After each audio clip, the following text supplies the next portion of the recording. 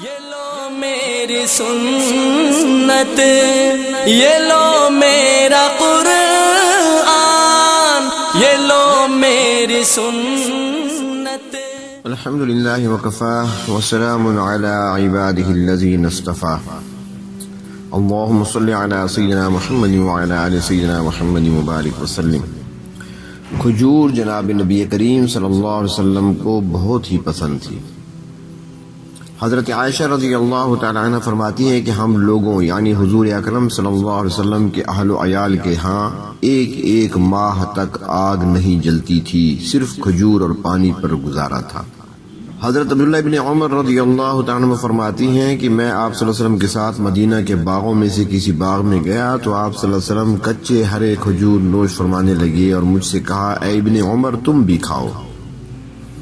حضرت ابراہیم علیہ السلام نے مکہ مکرمہ کی کھجوروں کے واسطے برکت کی دعا کی، نبی کریم صلی اللہ علیہ وسلم نے مدینہ کی کھجور کے واسطے برکت کی دعا فرمائی، بس ہمیشہ مدینہ کے کھجور و پھل میں برکت ہوتی رہے گی۔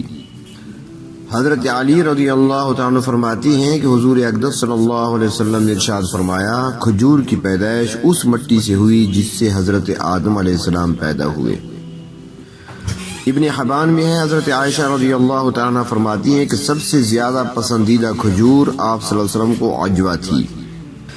بخاری شریف جلد 2 میں ہے، حضرت عامر بن سعد رضی اللہ تعالیٰ اپنے والد سے نقل کرتی ہیں کہ جو شخص صبح 7 دانے عجوہ کھجور کے کھا لے گا اس دن اسے کوئی جادو یا زہر کا اثر نہ ہوگا۔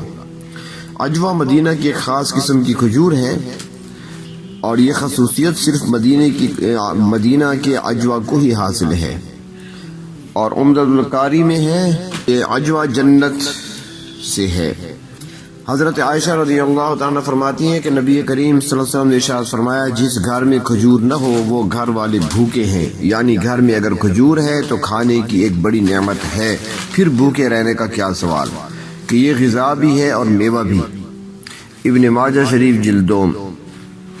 حضرت انس و حضرت عائشہ رضی اللہ تعالی عنہما فرماتی ہیں کہ رسول اللہ صلی اللہ علیہ وسلم نے حضرت عائشہ سے فرمایا تھا کہ جب تازہ کھجور آ جائے تو اس کی بشارت سناؤ، یعنی خوشخبری سناؤ۔ کھجور آنے پر آپ صلی اللہ علیہ وسلم کو خوشی ہوتی تھی اور یہ اس کے محبوب ہونے کی دلیل ہے۔ حضرت عبداللہ بن عباس رضی اللہ تعالی عنہما سے مروی ہے کہ رسول اللہ صلی اللہ علیہ وسلم نے ارشاد فرمایا، جس گھر میں کھجور نہ ہو گویا وہ گھر والے بھوکے ہیں، اور جس گھر میں سرکہ نہ ہو وہ گھر بغیر سالن کے ہے، اور جس گھر میں چھوٹا بچہ نہ ہو اس گھر میں برکت نہیں۔ حضرت عائشہ رضی اللہ تعالیٰ سے ایک روایت ہے، فرمایا کہ پسندیدہ ترین میوہ نبی کریم صلی اللہ علیہ وسلم کا تازہ کھجور اور خربوزہ ہے۔ عمدۃ القاری میں ہے کہ نبی کریم صلی اللہ علیہ وسلم نے ارشاد فرمایا کہ بچے والی عورت کو، یعنی جس نے بچہ جنا ہو یا جس کا بچہ چھوٹا ہو، کھجور کھلاؤ، اگر کھجور نہ پا سکو تو چھوارا ہی کھلا دو، اس درخت سے بہتر کوئی درخت نہیں جس کے نیچے اللہ رب العزت نے حضرت مریم علیہ السلام کو رکھا تھا۔ کھجور مقوی ہے، طاقتور ہے اور خون پیدا کرنے والی ہے اور گرم ہے، اور بچے والی عورت کو ان چیزوں کی اشد ضرورت ہوتی ہے، ایسے وقت میں اس کو کھلانا بہت نفع بخش ہے۔ اور ساتھ ایک بات یہ بھی ہے کہ اگر اس کو استعمال کیا جائے تو ملین بھی ہے، اس سے پیٹ بھی صاف ہو جاتا ہے۔ بخاری شریف میں ہے، حضرت ابو موسیٰ رضی اللہ تعالیٰ فرماتے ہیں کہ میرے ہاں لڑکا پیدا ہوا، میں اسے آپ صلی اللہ علیہ وسلم کی خدمت میں لے کر آیا، آپ صلی اللہ علیہ وسلم نے اس کا نام ابراہیم رکھا اور آپ صلی اللہ علیہ وسلم نے کھجور چبا کر اس کے منہ میں ڈالی اور برکت کی دعا کی۔ نومولود بچے کے منہ میں کھجور چبا کر چٹانا سنت ہے۔ حضرت سلمہ کے 2 صاحبزادوں سے روایت ہے کہ نبی کریم صلی اللہ علیہ وسلم ہمارے ہاں تشریف لائے، ہم نے آپ صلی اللہ علیہ وسلم کے لیے چادر بچھا دی، آپ صلی اللہ علیہ وسلم اس پر تشریف فرما ہوئے، اللہ تعالیٰ نے وحی نازل فرمائی، ہم نے آپ صلی اللہ علیہ وسلم کی خدمت میں کھجور اور مکھن پیش کیا، آپ صلی اللہ علیہ وسلم کو مکھن بہت مرغوب تھا۔ اس سے یہ بھی معلوم ہوا کہ کسی کی تشریف آوری پر اکرام کے لیے اچھی چادر بچھا دینا یہ بھی اچھا ہے اور بہتر ہے۔ امام احمد اور ابو نعیم رحمت اللہ علیہ نے بسند بسند حسن بعض صحابہ کرام سے یہ نقل کیا ہے کہ آپ صلی اللہ علیہ وسلم دودھ اور کھجور کو ساتھ نوش فرماتے اور کہتے کہ یہ دو خوشگوار چیزیں ہیں۔ حضرت انس رضی اللہ تعالیٰ فرماتی ہے کہ میں نے حضور اقدس صلی اللہ علیہ وسلم کو خربوزہ اور کھجور اکٹھے کھاتے دیکھا۔ خربوزہ اور کھجور کو اکٹھے کھانے کی وجہ شاید یہ ہو کہ خربوزہ پھیکا ہوتا ہے، یعنی اس کے پھیکے پن کی تلافی کے لیے کھجور کو ساتھ استعمال کیا گیا، اور یہ بھی ہے کہ دونوں کے ملانے سے اعتدال پیدا ہو جاتا ہے۔ حضرت عبداللہ ابن جعفر رضی اللہ عنہ فرماتے ہیں کہ حضور اکرم صلی اللہ علیہ وسلم ککڑی کو کھجور کے ساتھ نوش فرماتے تھے۔ ککڑی چونکہ ٹھنڈی ہوتی ہے اور کھجور گرم، اس طرح کھانے سے اصلاح اور اعتدال کی شکل پیدا ہو جاتی ہے اور غذائیت اور مزے کے اعتبار سے بہتر صورت پیدا ہو جاتی ہے۔ شمائل میں حضرت عائشہ رضی اللہ تعالیٰ فرماتی ہیں کہ حضور اکرم صلی اللہ علیہ وسلم تربوز کو تازہ کھجور کے ساتھ نوش فرماتے تھے۔ اس سے معلوم ہوا کہ اعتدال میں کھانے میں اعتدال مزاج کی رعایت رکھنی چاہیے۔ اس وجہ سے آپ صلی اللہ علیہ وسلم کھجور کی گرمی کو تربوز کی ٹھنڈک سے اور گوشت کی گرمی کو سبزی یعنی لوکی کدو سے معتدل فرما کر کھایا کرتے تھے۔ اعتدال کی رعایت کرنا صحت کے بنیادی اصولوں میں سے ہے۔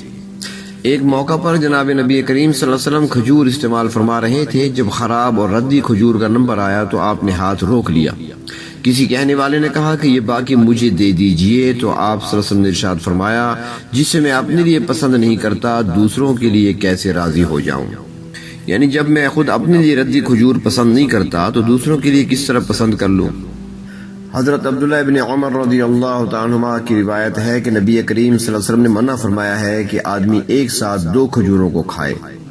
ابن عمر رضی اللہ تعالیٰ عنہما نے کہا ہاں مگر یہ کہ اپنے رفیق یعنی دسترخوان سے اجازت لے لے۔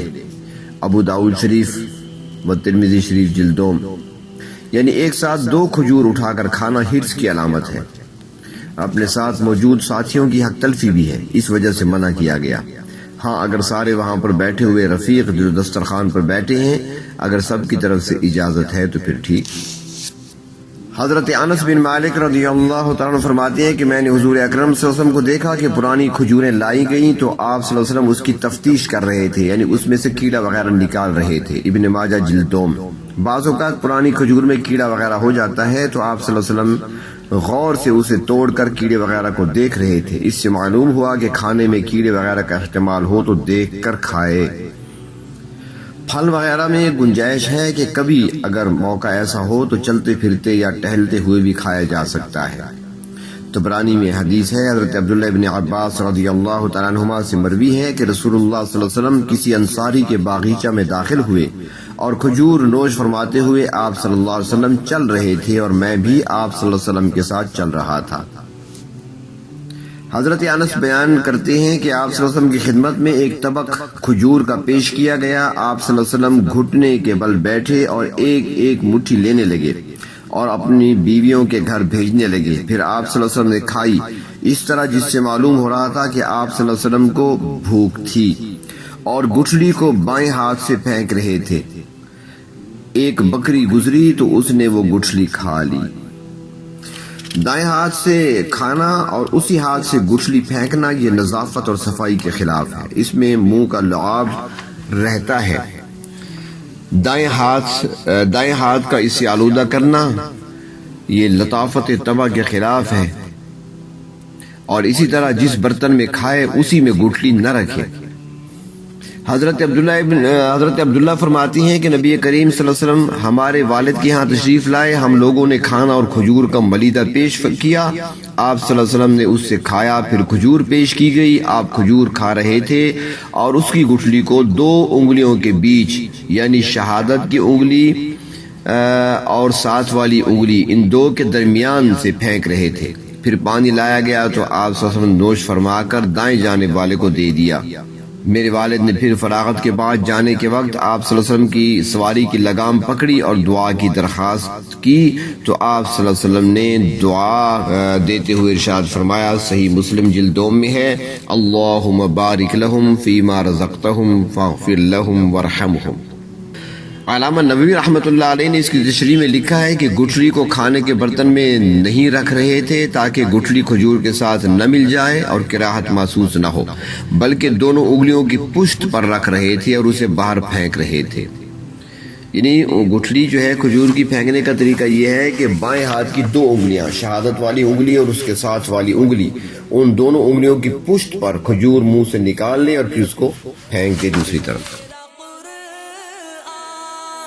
یہ لو میری سنت، یہ لو میرا قرآن، یہ لو میری سنت، یہ دکھلائے گی تم کو اب راہ جنت۔